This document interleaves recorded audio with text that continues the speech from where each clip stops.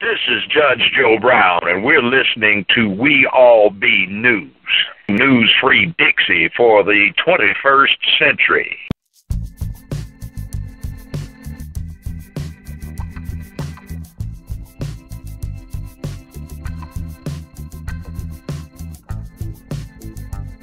Welcome, Black family, to another wonderful edutainment edition of The Artivist Thinks. Today's show: did the civil rights generation fail us? Let me repeat: did the civil rights generation fail us? I had to ask this question. I had attended the 50th anniversary of the Freedom Summer celebrations down in Jackson, Mississippi in June of 2014. And this was one of the questions I asked some of the numerous civil rights veterans and also young people that were in attendance. Did the civil rights generation fail? You know, and it's hard pill to swallow. You know, people say, "Oh my God," you know, because now it's 2014 and 2013. We've been in the throes 2015 of celebrating the 50th this, the 60th that, the 45th this, the 40th that. But are these really just pirate victories? Were these victories really worth it? You know, even towards the end, Dr. King questioned, are we integrating into a burning house? Have we lost our way? Have we lost our moral compass?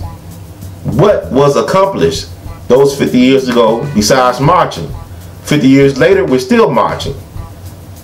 Yes, we got more elected officials, but we got more black folks in prison than anybody in the country.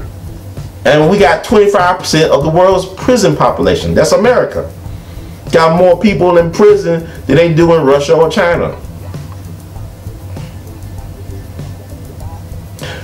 Louisiana by itself got a higher incarceration rate than most countries in the world. So what I'm saying is, what was accomplished really?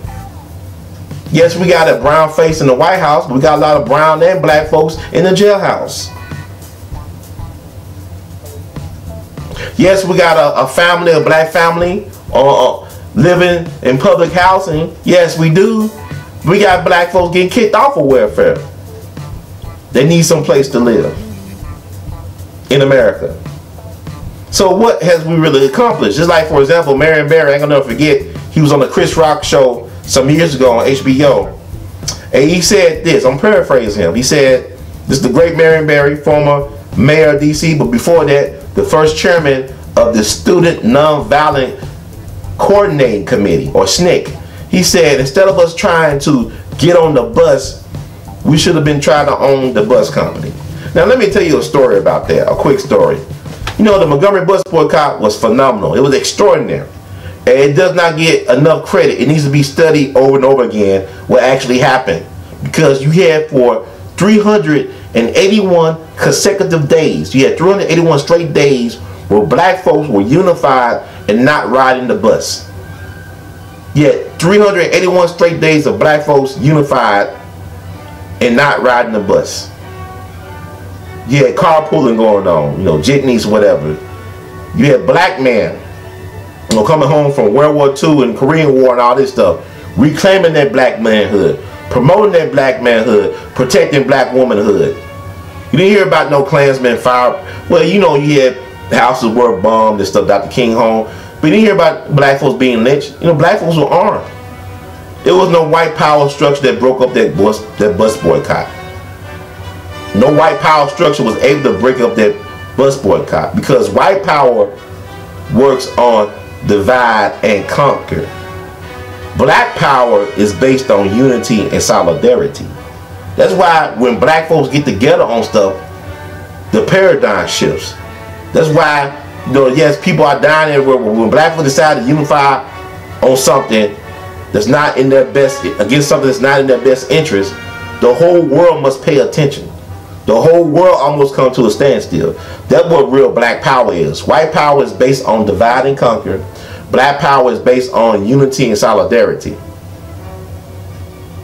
So, S.B. Fuller, the wealthiest black man in America at the time, and A.G. Gaston, the wealthiest black man in the state of Alabama, approached Dr. King towards the end of the bus boycott.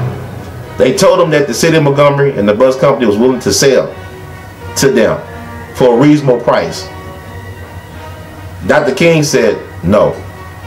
Now you fast forward to April 3rd, 1968. They got you thinking Dr. King was talking about some mountaintop and all this other shit. He was talking about black economics.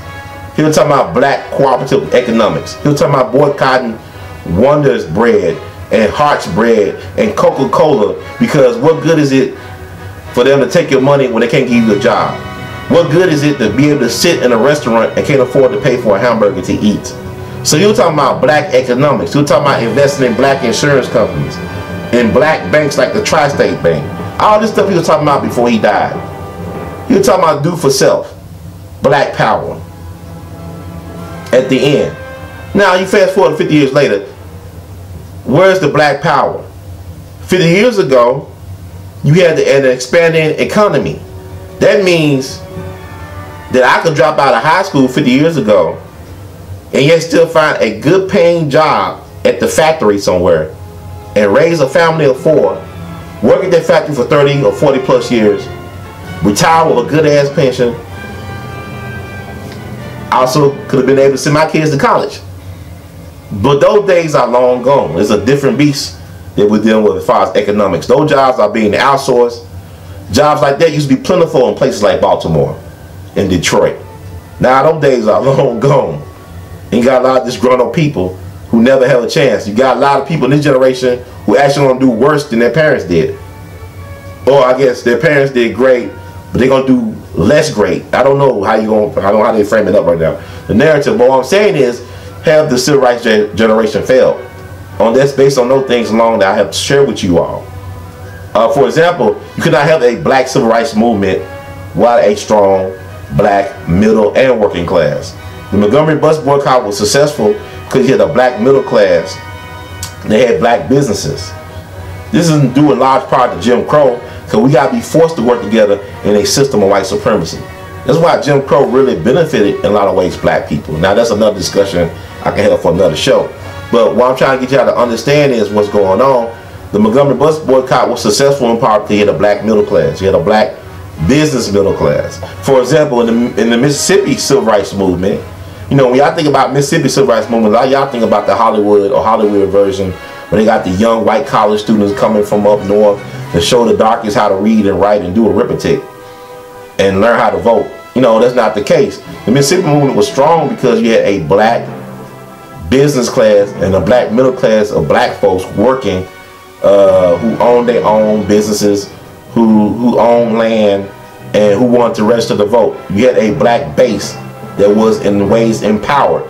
Like one of the oldest black towns in this country, Mound Bayou, we had Dr. T.R.M. Howard, an unsung hero, the wealthiest black man in Mississippi, the mentor to the Evers brothers, Charles Evers and Medgar Evers, Fannie Lou Hamer, the mentor to Jesse Jackson. He gave the seed money. A Rainbow Push Coalition was started in his mansion in Chicago, and he gave Jesse Jackson the seed money to start Rainbow Push Coalition. So this was a wealthy black doctor in Mississippi who helped start an organization called the Regional Council of Negro Leadership. Now they'll have an annual event that will bring about 10,000, 20,000 black folks to Mound Bayou to talk about politics, to talk about black business, talk about black economics, black voting, register to vote. So this is what they were doing. This is back in the 40s and the 50s. You had black folks organized in Mississippi by the thousands talking this stuff. And yet we don't talk about that in our history books. We don't talk about that. We don't. All we talk about is marching and singing and making great speeches. We don't talk about that type of stuff. How you actually get stuff done. How you turn bills into laws. We don't talk about that type of stuff because those are things that need to take place. Dr. T.R.M. Howard and the Regional Council of Negro Leadership was bringing in folks like Representative Adam Clayton Powell Jr., Thurgood Marshall, Charles Diggs, the representative from Detroit, Michigan, Dawson from Chicago. They're bringing all these political heavyweights, and then they bring in Mahalia Jackson as entertainment to talk to the folks about empowering themselves. This is Mississippi, 1950s. This is before Dr. King was even thought of. or he was just beginning his struggle. Matter of fact, Dr. T.R.M. Howard spoke at Dr. King Church about the Emmett Till trial back in November of '55, which influenced Rosa Parks, because she said when she was sitting on that bus, she was thinking about Emmett Till, because days before, on November 28th, 1955, she heard Dr. T.R.M. Howard speak at Dexter Avenue Baptist Church in Montgomery about Emmett Till, because he's the reason why we know about the Emmett Till case, because he paid for the private investigators. He made sure that the media, the black media, the race beat was aware of what was going down in Mississippi. As a matter of fact, Emmett Till stayed at his big plush home in Mount Bayou with 24-hour security detail. A great book to read about Dr. T.R.M. Howard is called The Black Maverick. You need to go get that book and read about this great man, because he was the first black leader to actually raise money for Malcolm X's widow, Betty Shabazz. He raised money for her when he moved to Chicago because his life was in danger. He came back to Mississippi after he left Chicago. He actually called out J. Edgar Hoover about them being half-assed when it relates to the Emmett Till murder investigation. This is back in the 50s. A black man to call out J. Edgar Hoover like that. And he became under the radar of the FBI. He was a gifted speaker, orator. This is before we knew of Dr. King. He was the black leader that people were familiar with in the 1950s. That's Dr. T.R.M. Howard. He was before King. It's like Vernon Young was before King, who was at Dexter Avenue Baptist Church. He actually came back to Mississippi. He spoke at Medgar Evers' his protege's funeral. He actually gave Medgar Evers his first job working for his insurance company when he came out of Alcorn State. I said Alcorn State down in Mississippi. So I said, damn, Ron, you talking all this shit. Well, I'm trying to give you some evidence. So where are the black businesses today? A.G. Gaston was the wealthiest black man in the state of Alabama. When Dr. King and them was doing Project C Birmingham, he was the one bailing out Dr. King and them out of jail. When Dr. King needed a place to stay in Birmingham, he stayed at the Gaston Hotel or the Gaston Motel. He also owned a construction company. He also owned, he did burial insurance, life insurance, stuff like that. The man, I think he was worth like upwards of $100 million, if I'm not mistaken. There's some books out there about A.G. Gaston that's worth reading, but we don't know about people like him. And I think the only business here that actually exists to this day is the construction company. But there was a black man that did this. He's doing Jim Crow. And I talk about S.B. Fuller. Look him up. He was the wealthiest black man. He did hair care products. He had white folks buying this stuff until they found out he was a black man. That's S.B. Fuller. So I'm dropping these names, okay? So I'm giving y'all names, and y'all assignment is to look these stuff up and research what I'm saying. Don't take everything like LeVar Burton used to say on Reading Rainbow. But don't just take my word for it. Okay? So, did the civil rights generation fail us? Where are all the black businesses? Do we really have a real black middle class? Middle class to me is not if you lose your job, then you out there on the streets homeless and your car is repossessed. If you don't got enough money in the bank to be without a job for a year or two, you're not middle class. Okay? Black people, if you don't have enough money or assets saved or invested where you can lose your job today and not worry about getting another job about a year or two or more, then you're not really middle class. Because middle class to me suggests a certain type of comfort, a buffer, and there is no buffer. Now, what's happening is we're creating a permanent black underclass until we change our ways. Once again, ladies and gentlemen, scholars and laymen, no matter how you cook rice can never ever be mistaken for scrambled eggs.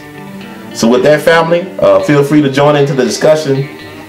I talk about this stuff all day, but I know y'all want to hear me talk all day, and I think the people that tune in to hear me talk, feel free to subscribe if you like what you're hearing. Feel free to comment down there, and also if you want to, please feel free to donate.